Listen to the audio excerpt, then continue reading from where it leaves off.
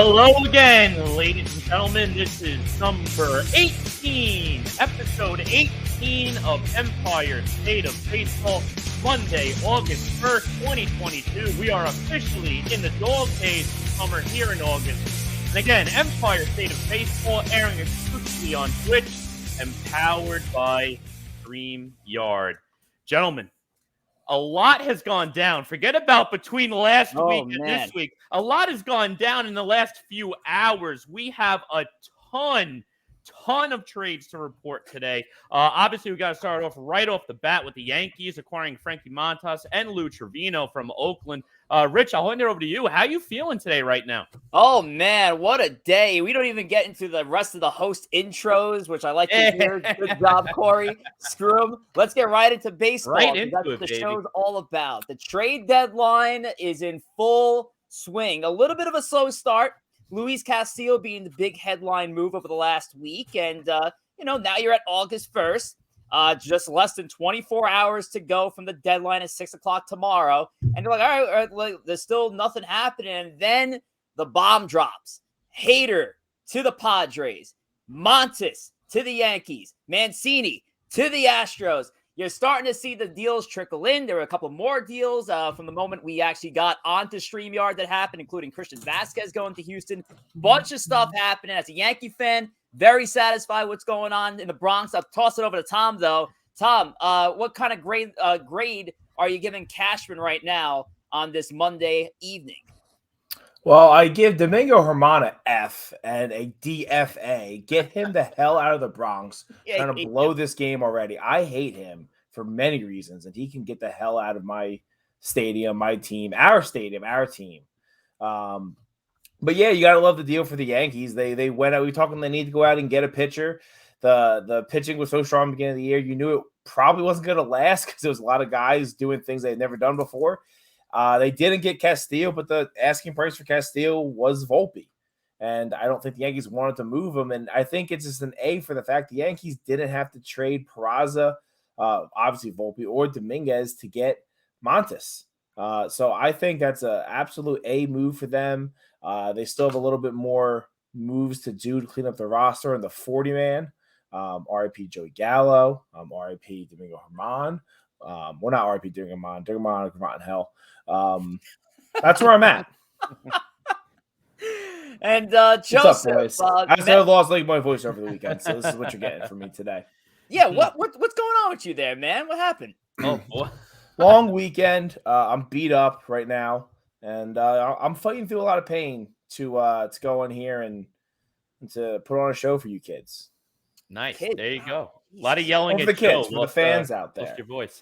Okay. Joseph, don't worry, Joe. I have something in the tank for you. We're gonna test that. Joseph with a new camera today. Very impressive that you finally look like a professional after 17 episodes. Now we just gotta get Corey a new camera. Yeah, we'll work that up. So no activity for the Mets today thus far. I saw they were linked to Tommy Pham earlier. What's going on in Queens with the trade deadline here, man? The Mets are biding their time. The prices on some of the big chips that still have yet to move are absurdly high right now. Wilson Contreras, JD Martinez, David Robertson. These are Robertson signed to next year, but these are rental players that are asking for top tier prospects, and that's just not going to happen. Yep. We know the Mets have a top heavy farm system. They value their prospects more than the return that they're going to get from these rental players. So they're going to wait till the last minute. They're going to wait to weigh this out. I do think that JD Martinez is probably going to end up being a Met, if I had to guess. It seems that the Red Sox are willing to recreate this team. They've already sent out Vasquez to Houston. They got Tommy Pham, who's under control next year. I just saw that. That was very weird after getting rid of Vasquez. I don't get it. Getting rid of who else did they ship out? Did they ship someone else out, or they got rid of Diekman for Reese McGuire? Yeah, but then they bring in Pham. So interesting. Yeah. I'll tell you what, when I saw that Pham trade, they said in the trade itself on Twitter that it was either going to be the Mets or the Red Sox. I was praying, please be the Red Sox. Why are we getting Tommy Pham? I know, listen, as the Mets, One of the things they've been saying is they want to get a little more righty bat. You get that one more righty bat. Maybe it's a DH. That way Vogelbach's not playing every day. We know Vogelbach cannot hit lefties. They've been a little weak against lefty pitchers this year, but Tommy Pham does nothing for me. I'm very happy he went to the Red Sox. I do think the Mets and Red Sox make sense as trading partners. I would love J.D. Martinez. I would have liked Vasquez as well. But we'll see what the asking price ends up being for him. I mean, obviously right now you're going to always want that top prospect, but I think the Mets are holding back a little bit on that, and rightly so, because last year they panicked. They made that Baez trade. They gave up Pete Crow Armstrong, who's rising up that Cubs system right now. So they don't want to be in the same boat as they were last year. Yeah, and I think the Cubs think that they have the Mets in the same position they did last year. And they didn't. The Mets were chasing at this point last year. The Mets at this point are ahead. DeGrom is back tomorrow, which might be the best deadline acquisition that you could possibly make, assuming that he can stay healthy and be a productive pitcher at this point, which I don't know why he wouldn't if he's completely healthy. So the Mets are in a position where they don't necessarily have to make a groundbreaking move. They don't necessarily have to go out and give up a top prospect for a player that's just a rental. But they do have two areas they need to improve. They do need to bring in a bat in some way, shape, or form. And they do need another arm in the back of that bullpen. I know they're counting on Trevor May, who might be back as soon as tomorrow or Wednesday. But I personally would like Scott Barlow out of Kansas City. That would be an awesome pickup. My perfect day ends tomorrow with Scott Barlow and JD Martinez on this team. That's a perfect day for me. Yeah. That fixes your eighth inning issue and bridges the gap to Diaz, who has been absolutely automatic this year. And that gives you a middle of the order bat, either to protect Pete Alonso or Pete Alonso to provide protection for. And you can either have him bat third and Lindor bat fifth or vice versa. I don't think it will matter at that point, but he's a professional hitter in the middle of that lineup that they need to kind of complete that team. That lineup with JD Martinez is going to be scary good. There will not be an easy out in that lineup except for the catcher's position, and I'm not worried about that batting night. Yeah, at this point, catcher, you just want to get top-end defense, and at least with Nito, he knows his pitching staff. I do like Nito behind the plate. We saw him make a lot of great throws from behind the plate, too, getting some runners out second base. So I have no problem with lesser offense at the catcher position if you're getting quality defense behind the plate. I love the Barlow idea that you just mentioned, too. I remember him and Benintendi were in your proposed trade for the Mets. I still think Barlow makes a ton of sense. Benintendi, and we'll get back to that in a second. I know he's going over to the Bronx. That happened midweek last week after the Subway Series. Another name, Joe, I want to call out before we hand it back to the Yankee fans to talk about the Benintendi pickup as well. I would like Andrew Chafin on this team also, because the Mets could use a lefty reliever. That's one area they're really struggling with. We saw them go to David Peterson to be a lefty out of the pen last week against the Bronx, and within 5 pitches, blew that lead tie game. They eventually did win the game in the bottom of the 9th, but within 5 pitches, you go to a lefty, boom, game's tied off the bat. So I think Chafin would be great. There's another thing I love about Chafin, too. He's under contract for next year at a relatively reasonable $7 million, and the Mets have a ton of free agent pitchers next year. So I would like to get a little bit stability. You know you're going to have that guy next year as well. Helps him in the short term too. But we'll see what happens. But guys, we have more Yankee trades too. I was just going to say, just to wrap it up on the Queen side, I don't think JD Martinez is going to cost that much. He's in his walk year. He is, he's over the hill at this point. He definitely is a professional hitter. He can be a good at bat, but he's not going to cost too much. I don't think that's one of those trades you're going to, you'll get him for like your 13th best prospect and your 18th best prospect, and here you go.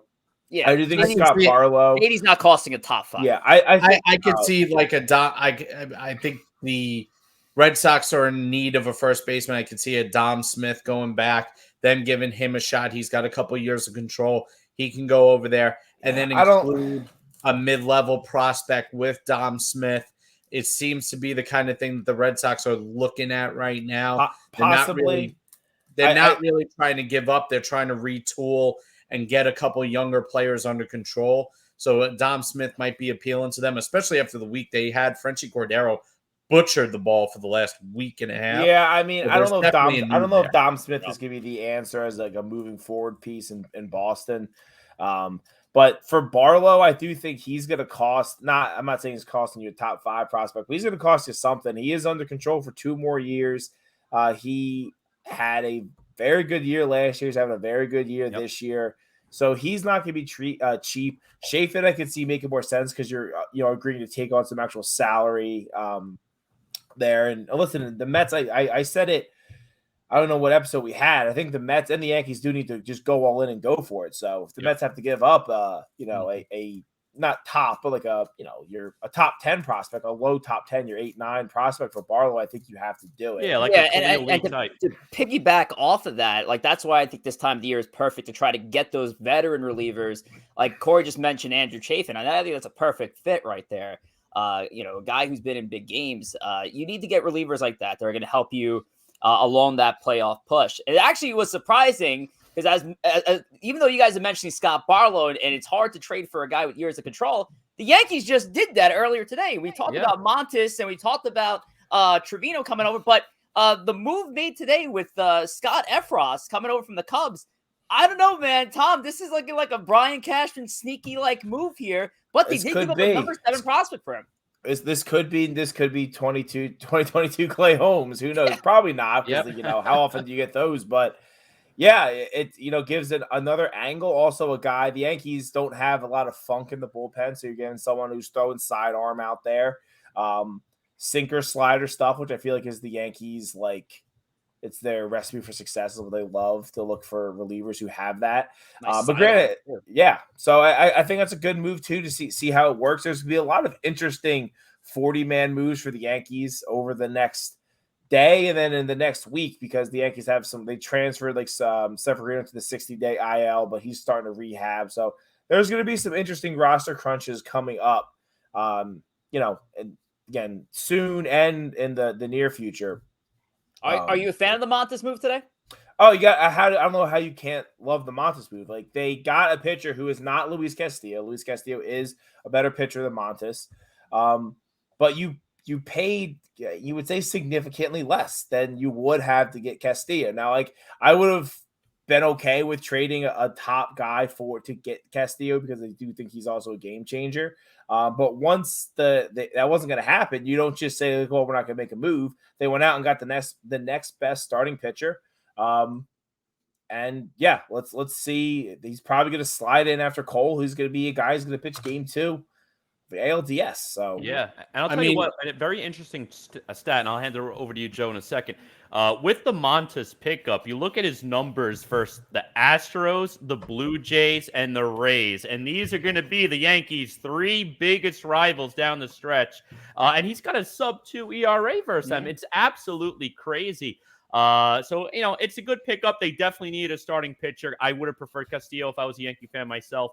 But definitely not a bad trade at all. And Joe, what are your thoughts from the Mets side of it? Listen, I mean, Montas is not Castillo. He's not, in my opinion, he is not an ace level pitcher. He is much more suited for the middle of the rotation. You cannot be upset with the price that it cost you versus what it cost for Castillo. I do agree with Matt in the chat that I would have preferred Rodon for this Yankee team. I do have concerns that Montas, has not pitched more than 30 games in a season, except for last year in his entire career. He's never pitched in a big game in his life.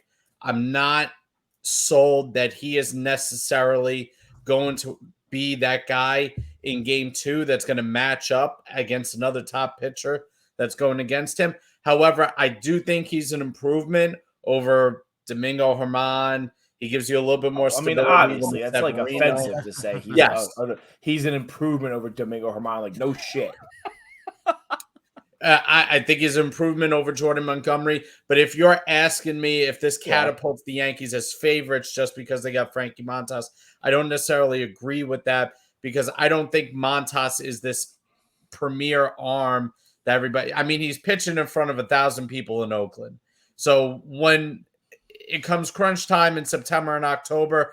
Am I going to have the same faith in him to start a game 2 as I would other starters on top teams, as I would maybe the Dodgers with Luis Urias or a team like that? The answer is no. I think he's an improvement. I think it's a move the Yankees had to do.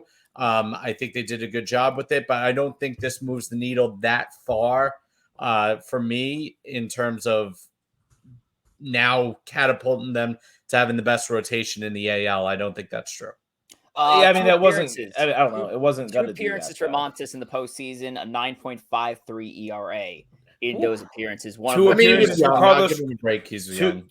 Two appearances for Carlos Rodon in the playoffs, 13.5 ERA. So there you go. It's a give or take, and I think what it came down. And I love Rodon. I do. I'm like, the Yankees had inquired on Rodon. I'm sure the asking price was that much more. Where they also, what big game has Luis Castillo ever pitched in? I'm not saying he can't, but he's never pitched in a game. He's never pitched in a game that matters either. So. Didn't he pitch in a wild card game a couple of years ago? I think he pitched. Didn't he pitch wild card game against in 2020 in the shortened season? We can take a look at that. But as I was getting to, Rodon would have costed more, and I think that's the difference. He did pitch in that game. Gave a good effort. They lost to Atlanta, but listen, I mean those pitchers with a postseason track record don't come around very often. Usually, they're already on teams who have been in the postseason regularly. But the thing with Rodon is Rodon's pitched in Chicago and San Francisco now. That's a lot different than pitching in Oakland against an empty stadium And the other thing about Montes that I don't really like, at least stylistically, for what the AL East is he's a fly ball pitcher and gives up home runs. That can be a little bit dangerous in Yankee Stadium or in the Rogers Center. We know that. I would just don't worry about the AL East at this point. They're worried about right, but I would just caution the Yankee fan not to expect an unbelievable amount out of him. I think he's going to serve a purpose. I think he's going to eat innings, but at the end of the day, I think he's a mid-level rotation guy. And if you're expecting him to be the Robin to Batman and for Cole, I don't think you're going to get that from him. I think you're going to get good efforts, but I wouldn't look for 7 shutout innings in a game 2 and in a playoff scenario. I don't think you're going to get that. It's definitely an improvement over what's at the back end of the rotation right now. It's certainly a need with Severino now being placed on the 60-day IL. The Yankees need to make this move, and you gave up nothing. Not nothing. Waldichuk is a very good. Waldichuk's going to be good. They gave him a nice package for Oakland. I don't think it was a total fleece job, but you also love the years of control. Montes has a couple more years left. Trevino, I believe, was 3 years left, something like that. I have no faith in. He's got 6.5 ERA. He might be a reclamation project, and the Yankees have a lot of those, and Clay Holmes is an example of that. But until he turns it around, I won't actually believe he's going to turn it around. He does have some good advanced metrics on him. Rich is gone, so that's the Joey Gallo argument that landed Joey Gallo in New York. Yeah, and listen, and Joey Gallo's going to get traded, like I said, to San Diego in the next Anybody who gives you anything for Joey Gallo. I put a trade out there that actually is going to happen, and I don't know what you guys. Well, if they don't get any takers, they're going to DFA him. Yeah, and we'll see what happens there. And actually, I did say before when we were getting ready, I did say I'll be monitoring Twitter for any news, and we do have a Juan Soto update, although not really an update here. John Morassi tweeting just moments ago that the St. Louis Cardinals talks might be stalling a little bit here for Soto because they are not willing to give up Dylan Carlson and top prospects in that deal. So I personally think Soto does not get traded at the deadline. I think that's a better trade in the offseason because the amount of prospects, you're going to blow up your system to get Soto. And granted, it's a generational talent. Is that the type of deal that makes sense at the deadline where you're going to blow up your team? Maybe not the best move. In the offseason, completely different story because you have a chance to retool. So, again, no progress right now on the Cardinals and Nationals talks for Soto. I personally don't think he gets traded, but we'll see what happens 24 hours from now. We Yeah, I shall don't see him see. traded before winter. I think winter's going to come around. You have the prospects who are going to be available to be traded after the draft. I don't see him going now. And by the way, the Cardinals, if the breaking point is Dylan Carlson, they need their head examined. And they have other needs anyway. They have no pitching. They need pitching. So trading for Soto, emptying out your farm system, and then have no pitching, it doesn't really do you any good. You have an offense. You have Goldschmidt and Arenado and Carlson and Gorman. You have a good offense. You need pitching. Yep. And Edmund too, having a great year as well. Yeah, Cardinals. That's definitely not the need for them. But I also kind of want to say that the losing out of the Montes sweepstakes, I think, is motivating them more to try to push for a big deal right now before 6 o'clock tomorrow. So we will get into more of the trade deadline if we have more time later. I doubt it. But before we get into any more news, we have a big segment coming up with our bracket. And it's actually requires some audience participation. We have a few viewers right now in our Twitch chat. But Thomas, what is the best way for their friends to view our show tonight? So if you are watching us live right now, thank you. Watching us through the Twitch app. If you're watching us on a replay on YouTube, you should download the Twitch app and subscribe to Empire State of Baseball. The link is in our Twitter bio at ESB Podcast. It's a good chance to watch us live to see what's going on. See my reaction to Domingo Germán just making me upset. You can see that live and him just getting by the skin of his teeth. So download the Twitch app, watch us live, and, things like the next segment coming up, we're going to have a lot of audience participation, and you only could do that if you are watching live. That is correct, Tom. Very good. The bracket. It's now bracket time here tonight. We are going to have a fun one here. Obviously, trade deadline being tomorrow, 6 o'clock, so this is a timely one. And we're going to, stick with our New York baseball history here. And our bracket tonight is going to be the best trade deadline acquisition in New York baseball history. And we're going to have 8 seeds here, 4 of which Yankee acquisitions, 4 Met acquisitions. And we're going to start with the Queens side of town. And everybody's going to be involved with the voting. And if we do go to a 2-2 tie here, it's going to be up to you, our audience members on Twitch, to decide who should move on to the next round and which acquisition should move on to the next round. So we're going to start off with the Mets side here. And our first matchup, 1983, Mets acquire Keith Hernandez, or 1984, the very next year, Ray Knight, acquired by the New York Metropolitans, both contributing to the 1986 World Series championship team. So, Corey and Joe, I guess you guys should start this one off, right? Yeah, let's go ahead, Joe. We'll give this a whirl here. And listen, it's a great matchup here because you got teammates here back in that 80 Mets run. As Rich just mentioned, both of them big players in that 86 World Series. And listen, when it comes to Ray Knight, I mean, his name just lives on in history and possibly the greatest announcing segment that we all remember as Mets fans. It gets by Buckner. Here comes Knight, and the Mets win it. Loved Ray Knight for that team, man. He was a great asset for that team. He was a bit of a fighter also, which was great. But in my opinion, it's got to be the Keith Hernandez deal. The Keith Hernandez deal is also very unique because the Mets were a losing team back in the early 80s, and they actually finished that season at 68-94. And Keith Hernandez was also an upcoming free agent, so it was technically a rental player. But the Mets made this trade knowing that they had a great young farm system that was about to reach it to the majors. They wanted to turn the page and start a new era by trading for Keith Hernandez. He said, I'm going to the Mets. Man, they're a terrible organization. But when he actually got here, saw the talent that was coming, that convinced him to stay. He ended up re-signing, and history, we know what happens there. So I'm going for Keith. I think it's a no contest here. Yeah, I mean, the interesting thing with Ray Knight, he's kind of an unsung hero. Yeah. For them Met team, he's one of those guys who brought a scrappy mentality. Yeah, he's not a likable person. Yeah, he's not the nicest guy in the world. But my God, that guy could scrap. In 1986, hit 298, 351 on base percentage, 11 home runs, 76 RBIs. And probably led the leagues in instigation. Yeah.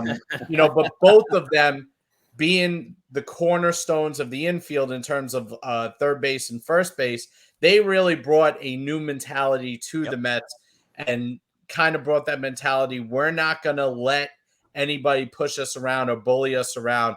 Soto just went deep to center, so that was Jose Trevino went deep to left. Who gives a shit about Soto? So, Keith is obviously the more impactful one. I think 4 Gold Gloves with the Mets, hit 300 three straight seasons, was the captain. He really was the lifeblood of the team. But Ray Knight is one of those guys, and that's why he's even on this list in our top 4 trades, that really brought a different mentality. And a lot of people think that the Mets, when they didn't re-sign him in the offseason, I think there was only a difference of $100,000 or something.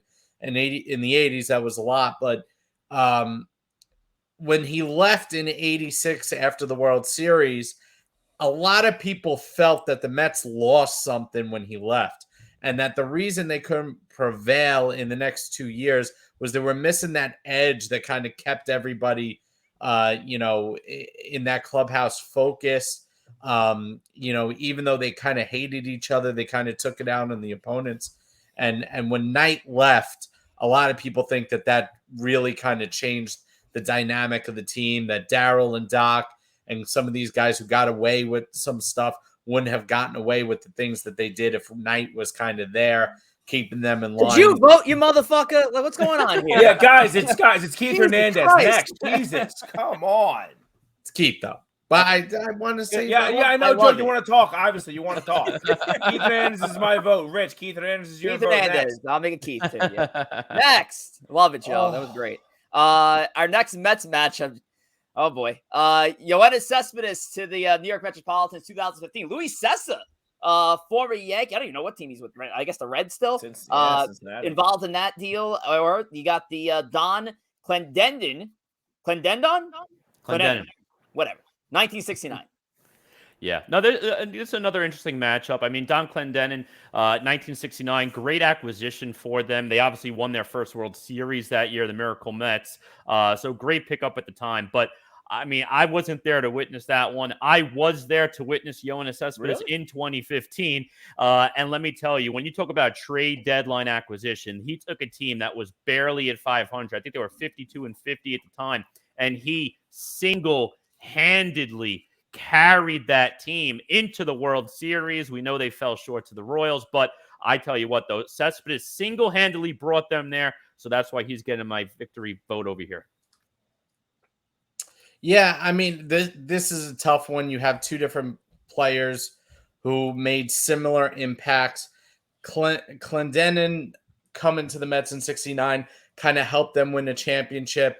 He made a great play in the World Series for them. I think he had a key home run in that World Series too, if I'm not mistaken. Cespedes was really one of those lightning in a bottle moves that he just took off so hard. It was kind of like Manny Ramirez when he got traded from the Red Sox. His impact was so great for such a short time. He would actually put himself in the MVP discussion. I have to actually go with Clendenin here because Clendenin actually led them to a World Series title. Whereas Cespedes, they got there, but they fell short. And at the end of the day, all of that impact has to kind of lead to the finishing of it. So Clendenin, for me, gets them that World Series title. I'm actually going to agree with Joe here. I'm going to go with Clendenin. World Series MVP of the 1969 championship. I mean, that's an immediate impact there. And as great as the Cespedes move was for the Mets, and granted, they did not give up much. I mean, Fulmer's still making somewhat of an impact for the Tigers right now, but not to the point where it's hurting the Mets organization or at least hurting the fans saying, oh, we missed out on this big guy. I'm going to go with Clendenin as well. And I pronounced his name right. So, Tom, what do you got? I really like the phrase of Cespedes for the rest of us from WFAN's Craig Carton. So I'm just going to go with Cespedes. All right. Twitch, what are we thinking here? Clendenin or Yoenis Cespedes? Whoever votes first. That's who gets in. What we got? I spelled both those names wrong. But Clendenin or Cespedes? What was the best acquisition for the Mets? He also came up to the Lion King song, right? Didn't he come up to? Yes. Yeah. He came up to the Lion King song, and then Cespedes also had the following season. He had his own homemade theme song too, where it ended with he had his name in the song itself. But I feel like the fans are gonna go Cespedes because he's the more name-worthy guy. We got a Ioannis. We got it. We got a Cess. So Ioannis goes. Ioannis Cess. Ioannis Cess. Here we go. All right, Yankee side of it, Thomas. Let's pick it up here. David Cone, 1995, or Bobby Abreu in 2006. Now, obviously, Cone's a number 1 seed here, but Bobby Abreu strengthened a mid-2000s Yankees lineup, but needed some thump from that left side. But who do you got here? Yeah, so we're not going to drag this out as much as our Mets friends did here. The answer is going to be Cone, but what Bobby Abreu did as a Yankee for the 2.5 years he was a Yankee surprised. is impressive. He received MVP votes in 2007. He had a 120 OPS plus in his 2.5 years. He was a very, very good player. He's certainly one of those like the Hall of very, very good. He's not a Hall of Famer, but he's someone he had a very good career and a great time with the Yankees on some teams that had a lot of talent and then just kind of couldn't quite get it done in the playoffs. Kind of need to do the retool to get ready for 2009. The answer is Cone. We'll probably talk Cone. I know we're going to talk more Cone later. We're definitely going to talk so I'll leave Cone. That for later. All right. Joe or Corey, what do you got? Yeah, it's David Cone. I mean, Cone was a part of 3 or 4 World Championship teams. Abreu, none. And Cone was probably the best pitcher on almost all of them, except when Roger Clemens came over. 4th in the Cy Young vote in 98, 6th in 99, 2-time All-Star, probably should have been an All-Star more than that. Little banged. He was banged up in 96, but one of the best trades that the Yankees ever made, and one of the worst decisions the Mets ever made, giving him up. So Cone in this one. Yeah, I'm going for Cone also. Great, nice, very solid player for the Mets. Obviously won a lot with the Yankees as well, and probably was better with the Yankees. I'm going Cone. All right. David Cone moves on. Our final matchup here, the first round. We talked about this last week on the show. Trick of the trade. David Justice going to the Yankees from the Indians for all the days. Ricky LeDay, Zach Day, Monday. And then you got Aaron Boone going to the Bombers from the Reds. And, of course, Aaron Boone didn't really make the biggest strides during the season, but made the biggest impact in Game 7 of that year's American League Championship Series, a moment that lives on forever. Didn't lead to a World Series victory, but it's still a moment. What do you guys got here, Tom? Boone or Justice? So you're right. Boone did not have a great time during the regular season or in the playoffs in 2003 for the Yankees, but he did hit what if the Yankees would have finished off that World Series, which I think either team that won that World Series was so exhausted by the time they got to the Marlins, they weren't going to be able to get it done. If the Yankees win that World Series, that Boone home run is remembered just forever. It's still going to be, but it would be really an immortal just moment. The answer is David Justice, because David Justice absolutely was on fire when he came to the Yankees in 2000, right? Yeah, 2000. Mm-hmm. He came as a trade deadline piece, and he hit 20 homers. Yeah. So basically in 2 months, he hit 20 homers, hit a 145 OPS plus. He essentially was an MVP of the league caliber player for that postseason. Hit a huge, or for that regular season, hit a huge home run at the playoffs. If you're watching the Jeter doc, it kind of goes into some of that too against Seattle. The answer is David Justice. Yeah, I'm with you there too. Also, Tom, I'm riding with David Justice here. I mean, 20 home runs in such a short sample of the season. He also had an OPS. I mean, look at his OPS. His OPS there, .977. I'm going to roll with you. Doesn't that 2000 David Justice have like a Diamond Dynasty card right now? He might. I mean, I don't have the show this year, but I was going to say, yeah, like a second half. Like if they had a second half David Justice card, that would. I think that's what it is. I think it would be. It should be filthy. I mean, like I know that none of that really matters in the show because they just do it based on when you get released throughout the year. But whatever. It was phenomenal.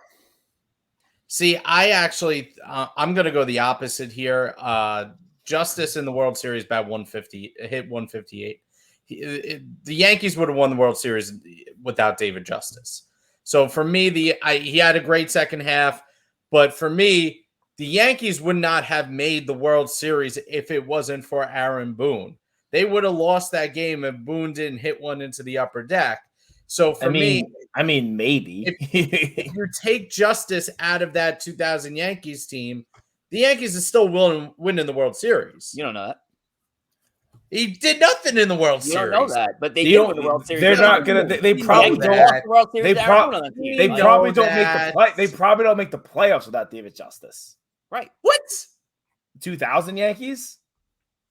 Absolutely, they make the playoffs. We'll have to look back on that. But David Justice is moving on. They finished 87 and 74. They were not a world beater in 2000. I don't think the division was great. Looking at what the final. We all know that team. That team played better. That team was better than it played that whole year. I don't know what you want me to. They weren't a very great team in the regular season. And David Justice essentially was the MVP level player. You get a little complacent. Well, Chooch voted for Justice, so Justice. Yeah, and I'm looking at 2.5 games over the Red Sox. So. Yep, exactly. I was going to say the same thing. Yep, and Blue Jays not far behind, 4.5. There you go. Yeah. All right, we flip back to the Mets side semifinals here. Keith Hernandez or Yoenis Cespedes. This is two phenomenal trades, and what makes this a very interesting matchup is the trades are great, but for completely opposite reasons. When you look at the Keith Hernandez deal, and I said a little bit earlier, successful. Well, the other was Yoenis Cespedes. They were both successful. Listen, the Keith Hernandez trade was to change the culture of a franchise, which it did. But did Keith Hernandez impact that 1983 team? No, he did not. They were a 68-win team. He changed the culture and the outlook of the New York Mets, though. And when everyone looked at the Mets now, like, wow, okay, maybe we got to take this team a little seriously. And then obviously they had that run in the second half of the 80s. They got the 86 championship there as well. And then Yoenis Cespedes, he single-handedly carried that team to the World Series. Obviously, they fell short to the Royals. Without Cespedes, the Mets don't even make the playoffs. The Mets might not even be a 500 ball club. He came to that team David Justice type. Completely changed that team. And he was a rental. That was the definition of let's go get a rental piece to make a run. He did that. And listen, obviously, I'm going to be the only one who votes this way. I know it. But considering that there was no impact on 83 itself, it was a longer-term deal for Hernandez. Cespedes single-handedly changed the fortunes of the 2015 team. That's why I'm going to go for Cespedes for that short trade deadline window. Damn. Okay. Definition of a rental pickup. Joe, I'm curious. What are you thinking, man? Yeah, no, I'm going Keith on this one. Listen, again, I look at impact and what that meant. Yes, in that particular season, the Mets would not have gotten to the playoffs without Cespedes and the Nationals' collapse to aid them. But once we actually got into the playoffs, aside from the one home run against the Dodgers, it was Murphy who carried that team through the playoffs. And neither Murphy nor Cespedes showed up in the World Series and played particularly well. The thing with Keith was that was years of losing. That was over a decade plus of losing. And the 2015 Mets were on 9 years of losing and a couple of close calls. But Keith literally turned a franchise around. And not only that, completed the World Series win. That's why I got to go with Keith, who has his number retired, who's been a part of this franchise. I got to go with Keith. Without doing that trade, Keith is not a lifelong Met. He's not getting his number retired. The Mets don't have an 86 World Series. They don't have a miracle in them.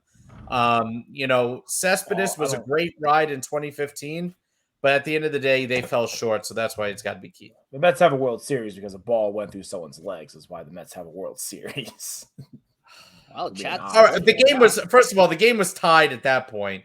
So it was no guarantee that the Mets weren't going to win that game anyway. So let's go there. All right. That's number one. I'm voting for Keith Hernandez as well. I do think Corey makes a lot of good points. If you're talking about the impact, the immediate impact of a trade, Cespedes really did get that team to the playoffs. Much bigger impact initially than what Keith Hernandez did. A lot of also what comes with the 86 Mets, Hernandez being a big piece of it, but you do have Dwight, you do have bringing in Gary Carter, you do have a lot of other things to that team. But I think the answer, once you look at the body of work, you have to go with Keith Hernandez. Yeah, I agree. I think I go Keith as well. I mean, there's retired the man's damn number, for God's sake. So I'm going Keith here to represent the Mets in the finals. For the Yankees, though, we have either David Cone or David Justice, teammates of that 2000 team. Tom, who are you feeling this one, Cone or Justice here? Well, the Yankees wouldn't have won the 2000 World Series, or they would have won it without, David Justice, apparently, although he was the MVP of the ALCS. But, Love that. they would have still gotten there without him. But again, it's a similar type conversation, really, to the one we just had. You have someone who made an immediate impact on Grant that led to a World Series. And then, as we talked about last week, was pretty bad. And then they have the whole Moneyball scene about, you're not worth anything. The Yankees are paying for you. We're not paying you anything. And then you have David Cone, who the immediate, he was very good when he came over to the Yankees in 95. Season ended heartbreak in Seattle, but then was on that dynasty and was, again, as Joe would point out, he really was the ace of that team. Until Clemens came, it was really like a three-headed monster. Once you threw in Pettit into there and Wells at times, and then Alduque, but he was huge for those teams. And everyone knows that I have the soft spot for David Cone. Perfect game, so David Cone. I mean, we've praised David Cone so much on the show, and yes, he is my vote for this. I mean, the guy makes an argument for a Veterans Committee vote in the Hall of Fame. I'm going Cone. Give me the 4 championships over the 1 from Justice, although he did win the ALCS MVP in 2000. I'll give him that. So David Cone for me. Yeah, I'm going to roll with you guys also. I'm going to go with David Cone here. And again, it's nothing to take away from David Justice, phenomenal player in that same Cespedes type bucket, like Tom said, in terms of what he did for that team. But I got to go with Cone here. Had a decent run with the Yankees. He was there for quite a bit. Won several World Series. I mean, he consistently put up good numbers in the starting rotation. So I'm going to go with Cone. Joe, am I crazy to think possible Hall of Famer David Cone? He's kind of one of those. You know what he reminds me of? He reminds me a lot of Oral Hershiser, where if they had stayed healthy in the later part of their career, in their mid-30s, they would probably be in the Hall of Fame. I mean, listen, he's 194 and 126, 3.46 ERA, 2,668 strikeouts. He does have a Cy Young, but is one of those guys that always kind of felt like a number 2 starter who every once in a while would become that ace. You have 1988 with the Mets. You have 1998 with the Yankees, 97 with the Yankees, where he had these really, really great years. And then he had some years where it was just like, okay, he's a really good pitcher, but he's not the number 1 necessarily. In the Mets, he was always kind of behind Dwight Gooden. On the Yankees, he was an ace for a little while. Clemens comes in. You got Pettit there. So I think you can make the argument if he played in today's game and put up his career in today's game, I would say he's probably a Hall of Famer, but I think he falls a little short from the historic perspective. I do think as a future segment, we have to find a 4th one, but the Veterans Committee putting the cases together for Cone, for Keith Hernandez, Don Mattingly, if we could think of another Met and really bring the cases of why this person should get in, because those are the guys who are up on that list, and you can talk about them. Beltran. You could talk about them, either way of making it. Just a little thought experiment here. Cone was 194 and 126 with 3.48 ERA for his career. Oral Hershiser was 204 and 150 with 3.48 for his career. Damn, I'm good. I'm good. Very, very close, and this is why Joe has the job. All righty, so Cone moves on to the finals, which means our final matchup here is David Cone for the Yanks, acquired in the 1995 mid-season, and for the Mets, it is Keith Hernandez in the 1983 mid-season. Guys, unless we're just going to make it 2-2 and just go to the Twitch audience now, Corey, start us off here. Who do you got in this matchup for the finals? I think this is actually a very great matchup, and you get a position player versus a pitcher. I like that. A Met versus a Yankee. Very great, even matchup. I think this is a close one. I think this is going to end up going to the polls here. I'm going to go with Keith just because of the Keith Hernandez trade started a half-decade run with that 80s Mets team. Keith was the face of that team. I mean, Joe said before, being the captain of the team, he kind of changed the whole culture of that Mets team. David Cone, phenomenal pickup. Great pitcher with the Yankees. But was he the face of the Yankees? Not really. So I'm going to go with Keith Hernandez for that reason. All right. Joe? Yeah. Listen, this one's tough. Cone obviously is a member of several World Series teams. Didn't pitch much in the 2000 playoffs. I think he was hurt in Oakland. Only pitched an inning in both the ALCS and the World Series. So kind of guy removed that one from the equation. The Yankees are still the Yankees with or without Cone. That's just how they operated. The Mets are not the Mets in 86 without Hernandez. From a perspective of impact on the team and being so invaluable that you cannot replace them, I have to go Keith, simply because without Keith, I don't think you have an 86 title. Without Cone, you may still have you definitely still have 2000. You still might have 2 out of the 3 titles. I can see an argument for, say, 96. You might not have 96, or you might not. You were going to have 98 no matter what. You were probably going to have 99 no matter what. Although he did pitch a shutout against Atlanta in 99.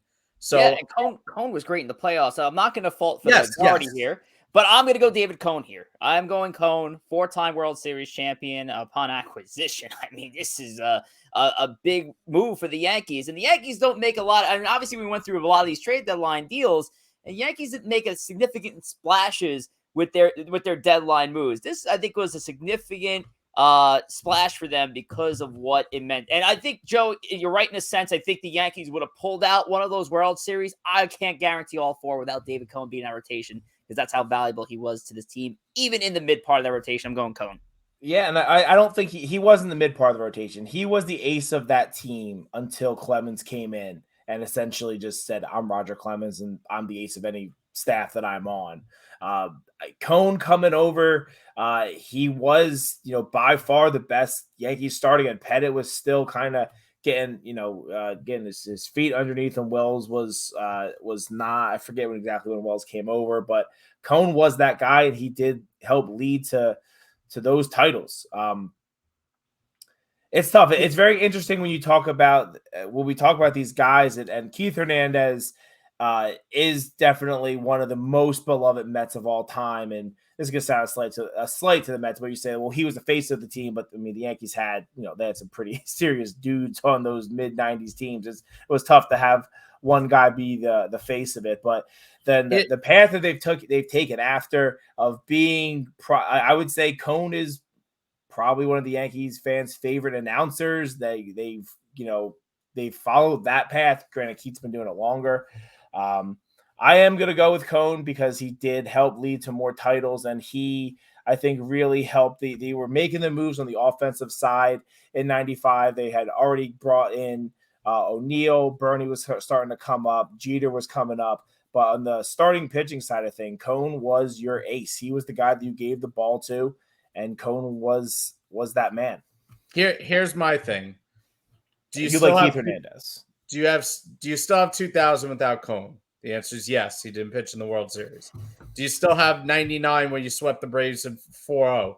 The answer is yes. You still have 98, which was probably one of the best teams of all time. The answer is yes. So the argument really comes down to who had a greater impact on the 86 team versus the 96 team. And that's what really. Do the Mets have a World Series if a ball doesn't go through Buckner's legs? But again, for the Red Sox.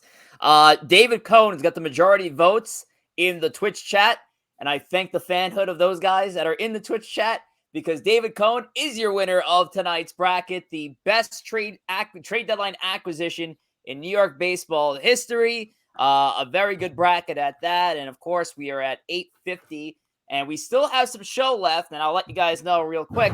Our show has been extended till 9:10 p.m. today, so we're going to keep this thing going. Yeah. And we're going to turn it over to our next segment, Chooch's Pick of the Week. But before we do that, just like to remind you all to give us a follow on Instagram and on Twitter. Instagram page being at Empire State of Baseball, like the show that you are viewing right now on Twitch.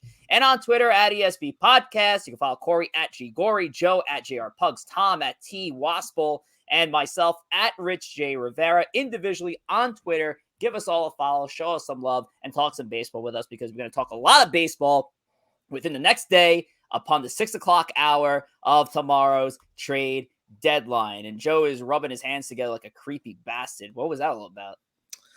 Tomorrow's the trade deadline, and we get Jacob deGrom back. That's true. That is correct. And we'll get into deGrom in a little bit. And before we do that, I did promise a Chooch's Pick of the Week. The only thing I don't promise is the sound of Chooch because Chooch fell under the weather and his voice isn't fully there. So Chooch did send me a pick and I'll try to read it in true Chooch fashion. He's got Blue Jays at Twins this week for a 4-game set, and he's got the Blue Jays beating up on the Twins for a 3-1 in the series. Toronto versus the Twins. It's going to be a good set. The Blue Jays have been hot coming out of the All-Star break. What do you guys got in this contest between the Jays and the Twins, starting with Tom? I'll go with the Jays. Okay. Been Corey? hot. Yeah, I'm rolling with the Jays also. Hot team, and I think the AL Central is the Twins aren't win that division. It's going to be the White Sox. I'm rolling with the Blue Jays. Joe? Sure. Can you guys still hear me? Yeah, we can hear you perfectly fine, unfortunately. But I'm going to go with the Toronto Blue Jays. I'm going to ride with the Chooch here. 3-1, sure. I'm going to go with it.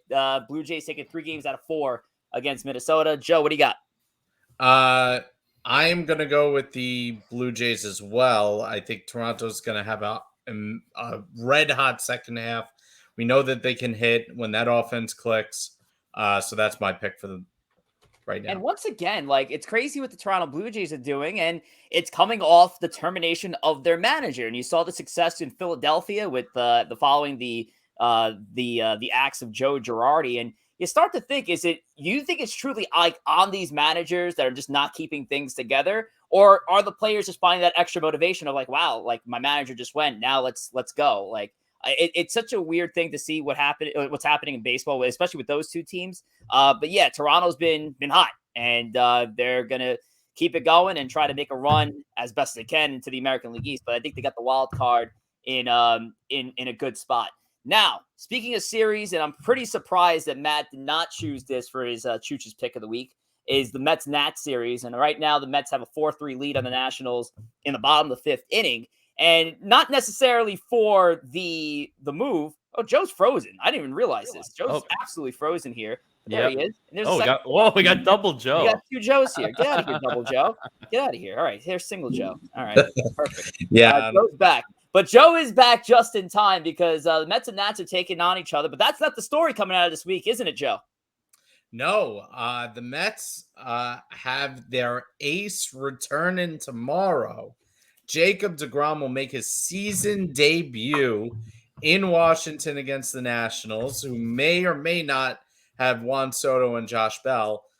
Soto just received a standing ovation, so a lot of fans seem to think that he might be on his way out as soon as tonight. Let's check Twitter machine. Yeah, but I have not nothing yet. Yeah, I have not seen anything as of yet. No passing bombs. deGrom we haven't seen him in over a year and a month, I believe. I think the last time he pitched was July, I want to say 7th of 2021. And he is coming back. The Mets are finally going to get to see what their rotation looks like with Scherzer and DeGrom going back-to-back. The rest of baseball is going to get to see what they are in store for in the second half with these two back-to-back, and hopefully they could stay healthy. DeGrom will pitch projected, if he stays on his regular rest, will pitch against the Nationals, the Braves, and he will be scheduled to start against the Yankees when the Yankees come back around in a few weeks. So that would be fantastic. Yep. And at this point, we just want him to come back, be healthy, get 5 or 6 innings in your first few starts. Hopefully, with the lead. I know that's always the whole Jacob deGrom thing. They never score runs for him. But listen, that's their biggest deadline acquisition. It really doesn't matter who they're going to get at the deadline. And are they going to make a big trade? Maybe. I could see J.D. Martinez. But the biggest trade that they're going to get, the biggest addition is getting DeGrom back into that pitching staff, because you're getting the best pitcher in baseball when healthy. So love to see it. But listen, this is a huge week for the New York Metropolitans. Obviously, getting DeGrom back versus the Nationals tomorrow. But we end this week with a 5-game set versus the Atlanta Braves, arguably one of the hottest teams, if not the hottest team in baseball.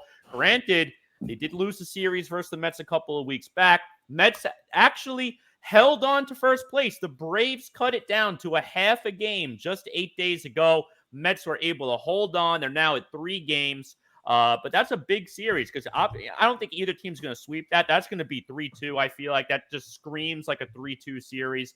But this is their biggest week in a long time for Mets baseball. Getting DeGrom back, 5 versus the Braves. It's going to be a fun week. And the deadline. And we don't know who's going to be in the blue and orange by this time tomorrow as well. Yeah. So it is going to be a wild time for the Mets, and they had a hell of a week last week as well. Yeah. And before we unfortunately touch point on that, Joe, how can our fans follow us on YouTube? Our fans can follow us. We have full episodes of Empire State of Baseball. It's up on our YouTube page. You can like, share, and subscribe any video that you view. The episodes will be uploaded the day after they air here on Twitch. You can always view them on Twitch as well, but check out our YouTube page. Yeah, and everything's up there on YouTube. All right, guys, let's try to rip this through in 3 minutes if we can. If not, you got all 13 until 9:10. Subway Series was not what you want last week as a Yankee fan. Although Tom will sit back and say, "I don't really give a shit," because that's what he said last week on the. I told you I didn't care last week. I don't care this week. Yeah. Like, why am I supposed to care about Max Scherzer beating Domingo Germán? Although he didn't, because the that game. Here's the thing: why am I supposed to care about Montgomery, who's not going to be a starting pitcher for the Yankees in the playoffs? It doesn't matter. Like, and if you're going to get excited about this and think that like this means something, it says a lot about you being a Mets fan, and a lot more about Yankees fans who just basically don't care. Well, how about it was the highest rated game on TNT in over a decade? And imagine fun to watch. Imagine ESPN. I'm sorry, in over a decade. Imagine if the Yankees didn't take the coward's way out and pitched Cole on his regular rest day, and you had Cole and Scherzer like you should have had on Wednesday night. Imagine what the Yankees would have been then. Don't give a shit about a game against the Mets in July because it doesn't mean anything. Wait, he wouldn't have been on regular rest, Joe. The Astros wouldn't have been on regular rest. Yeah, Joe, but Cole it's not that like if Cole didn't pitch that game, he wasn't allowed to pitch for a week. He pitched Saturday, and you guys played on Wednesday. Well, that's not regular rest. Count. Rich. No. He pitched Saturday before the All-Star break, right? No, he pitched Saturday. No. He pitched the Orioles series on the Saturday. Did I get that wrong? I got that before wrong. The All-Star break. Yes, but before the All-Star break, what was his last day he pitched? Was it Saturday or Sunday? It was a Sunday. Either way, right? What's 4 days of rest after Sunday? That would have been the Friday against the Orioles. So he would have pitched the Friday game, and then he would have pitched Wednesday against the Mets. The Yankees, for some reason, held him back to Saturday just so he wouldn't face the Mets. Okay, because the Yankees The Yankees don't care about that game. Absolutely. If you think they do, that says so much about Mets fans, or at least you. I don't want to throw Corey into this. It's embarrassing. You think the Yankees care about that game. And the Yankees also had a doubleheader against Houston. So what do you care about? You care about a Saturday game against the Orioles instead of against the Mets? Cole has to pitch. He still has to pitch for his regular rest. And if he did that, you would have gotten Scherzer and Cole, which would have been the highest rated game maybe in history on ESPN. Listen, Yankees had a doubleheader against Houston before the Orioles series. So the Yankees starting rotation was in all kinds of a mess. Cole's going to That has nothing to do with Cole. Cole got pushed back a day. They want to give Cole a little extra rest. Friday. He has to work. Listen, the Yankees don't care. Like the Yankee-Met rivalry is such a big brother, little brother situation. Like, we don't care. I don't care about the games in 2 weeks. I don't care if the Grom goes against Cole. Poor voice. I don't. It's just because it doesn't matter. It matters in the individual game. Yankees. You guys act like everything's locked up. It matters. If Houston tracks you down, I care as much about tonight's game against Seattle as I cared about Max Scherzer versus Domingo Germán, because all the games. Well, you would have cared about Scherzer versus Cole, a potential Game 1 World Series matchup, but the Yankees didn't do that. It doesn't mean anything. The coward's way out because he's worried about Cole overdoing it and Cole's fragile ego about actually getting beat by a decent team, just like he did last year when Shohei Ohtani came into town and he sat Aaron Judge against Ohtani. The biggest show on TV would have been Judge versus Ohtani, and he sat him. All right, Boone has a habit like of 1,000 runs off Ohtani in 2 innings. But it doesn't matter. It's for the good of baseball to have your biggest stars go against each other when they can play each other on the biggest stages. When it's a national televised game and you sit your stars to avoid that, it hurts the game of baseball. And the Yankees made a joke out of it. And guess what? They got beat 2 games. I got a tissue for you, Joe. Do you want this tissue?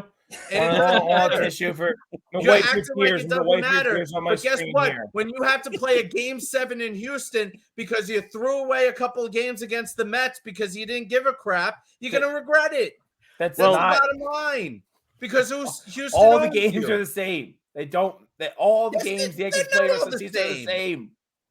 Not all the same. I will say this: the Subway Series for this season, I think it was a little more important for the Mets. And listen, I mean, obviously it's a fun series. You want to get those bragging rights, with your best buddy. Cares about your bragging rights. But listen, it was more important for the Mets because you're fighting off the Braves.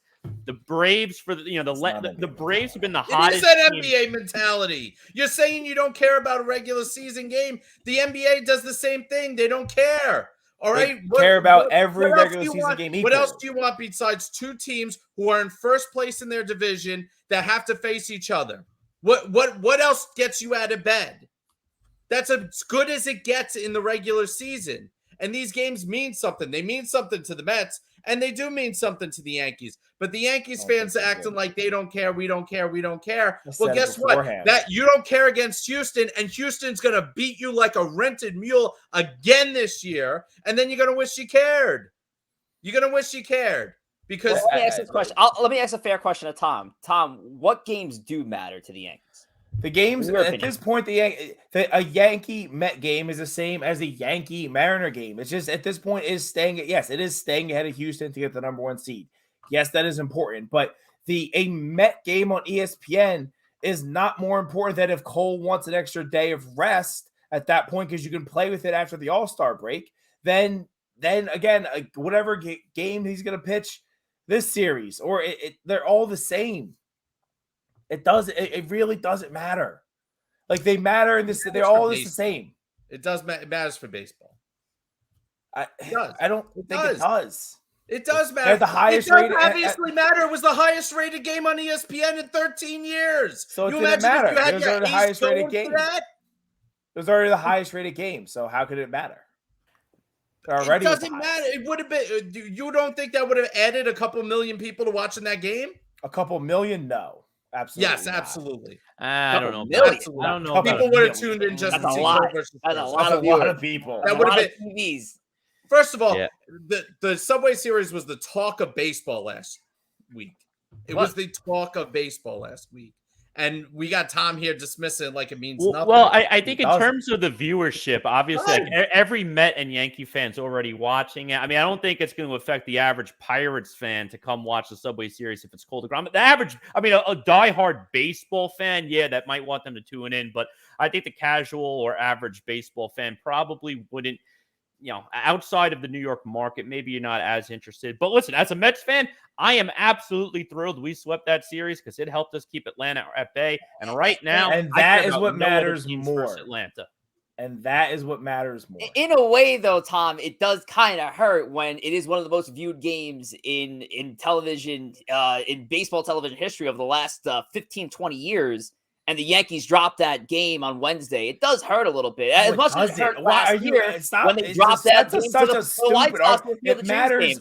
It does hurt a little bit when they do drop a game and a grand scale audience is watching it. So it does hurt in that sense. More for the it sucks that they lost kind of thing. When you look at the standings overall, does it really put the Yankees in a bad spot position wise that postseason? I don't think so, unless you're talking that the Yankees all losses are equal. All losses hurt. It does hurt. Except, listen, the only losses that would matter more at this point are any losses against Houston, any losses. You said you didn't care about the losses of Houston when they beat your ass for the last 2 months. Those matter more than a Mets game. You came on here. I will clip it. I will clip it. Saying you don't care about the losses to Houston. You don't care because it doesn't matter because it's not the postseason. So you don't care about losses to Houston. My point there was if the Yankees had won 5 and lost 2, and Yankee fans would have said, "Look at us, we're so excited." Everyone said it doesn't matter until it comes to the postseason. So you know what?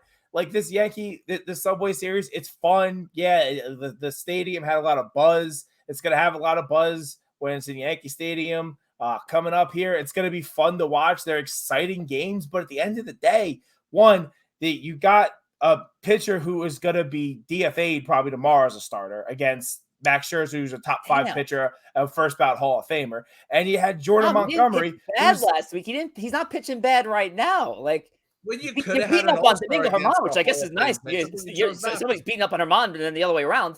But it's come on, like he's not that bad. I don't know why I'm supposed to care about that. I don't. Yeah, I care. What's the point of watching the games if you don't care? There's still a lot of fun. I had a lot of fun watching it. When they lost, I was like, "Oh, that stinks." But in the end of the day, there's a bigger picture. There's a much bigger picture out there.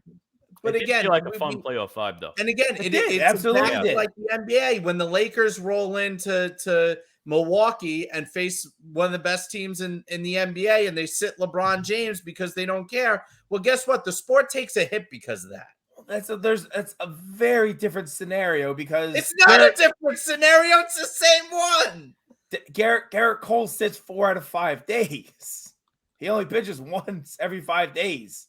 But they didn't sit. If you think, Joe, why wouldn't he have pitched Friday on normal rest? Joe, do you think that the Yankees were afraid of Garrett Cole pitching? Absolutely. You truly believe that the Yankees were worried about Garrett Cole pitching against the Mets, and that is why 100%. They maneuvered the rotation so he wouldn't have to face the big bad Mets. No, that's what you think. It's not the team, it's the setting. They are worried that Garrett Cole will go out pumped up, hyped up, overthrow, and get hurt. That's what they're worried about. That's what that was about. I'm done. Rich, you go. No, that's the truth. And it's not the first time Boone has done this. Listen, it's not I'm muting myself. I can't. I'm done. It's all good. Yanks took 2 L's last week.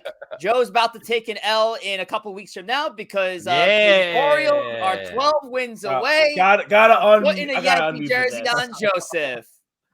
And I hope it's during the Subway Series Part 2. Oh, it absolutely can be. Fantastic. Oh, where is it? Where are what we? you got? You got number 13 ready to go? Just right there it is. This guy. Oh, Orioles Joe. 13. Tom's a tall guy. my That couldn't look like a God. bed sheet on you, man. But it's number 13. You mean the player that You're gonna wished be he the could you're go gonna to the be Mets this you're gonna and be the went to worst the person hold wearing on this a jersey second. this year, and Joey Gallo wears this jersey. I gotta get a clarification. Was that jersey and hat or just jersey? It was just jersey, I believe. Damn it! Should have put the hat. I would have loved to have seen it with the hat. God, I kind of got him in a full uniform and they go over beautiful. 500. Yeah, and I will That say would've been Orioles are up 4-0 right now on the I'll wear the Somerset Patriots hat instead of the Yankee jersey. I will. No, that's fair. You're not. You're gonna wear a Yankee jersey because the Birds absolutely came to play. Love it. Listen, ladies and gentlemen, I mean, we had what a show tonight. I mean, we got to thank you. I mean, we had some of these segments. Again, download the Twitch app. Please follow us on Twitch because you don't want to miss these. Again, if you did happen to miss the show, definitely subscribe to us on YouTube because there are some great clips up there. And guys, the last 15 minutes, too. I know for sure. But anyway, listen, I hope when we come back next week, I want the Mets to win that series against the Braves. That's the only thing I care about right now. Keep the Braves at bay. And I want to thank my New York Metropolitans for keeping them at bay and being on a nice 6-game win streak. Love to see it. Hope they get number 7 tonight. Rich, who do you got to thank this fine evening? I got to thank Joe and Tom for the endless entertainment on these Monday nights. It's a lot of fun. And got to thank Cashman, man, pulling the moves. Yanks needed a reliever. They got it. They got 2, actually. They needed an outfielder. They got it. They needed a starting pitcher. They got it. Cashman's making moves. Love to see it. And I want to thank you guys, our chooches of the chat, as always, for sticking with us for an hour and 11 minutes here on a Monday night. Joe? No, thank you. I thank the Mets for sweeping the Yankees. I thank Tom here for making it an easy target to win an argument. And I thank Jacob deGrom for finally getting healthy and being able to pitch tomorrow. So hopefully Billy Epler will also get a thank you by the end of the day tomorrow. But before I hand it off to Tom to wrap it up here, I don't thank Steve Shishak because he just hit Marte and he does not look good. Right? Well, he did go to first base, but he was down for a little bit. But he did walk to first base, so hopefully he stays in that game. But Tom, over to you. I'd like to thank my favorite blue and orange punching bag junior pugs for just being, again, talk about easy targets. I mean, my God, the guy gets so upset and cries and moans about and gets so excited about meaningless games in July. I want to thank Corey for being a stand-up guy. Rich, you're fine. And also just want to thank Aaron Judge for hitting yet another home run today and getting excited for that chase for 62.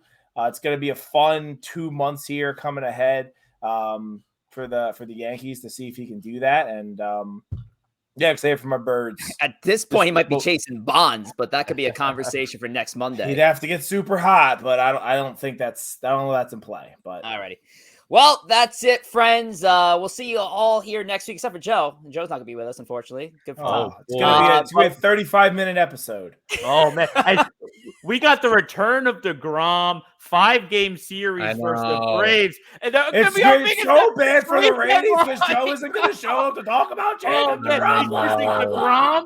The Braves series and the deadline. Mod own. All right, everybody. Take care. Have a good one. See you next Monday.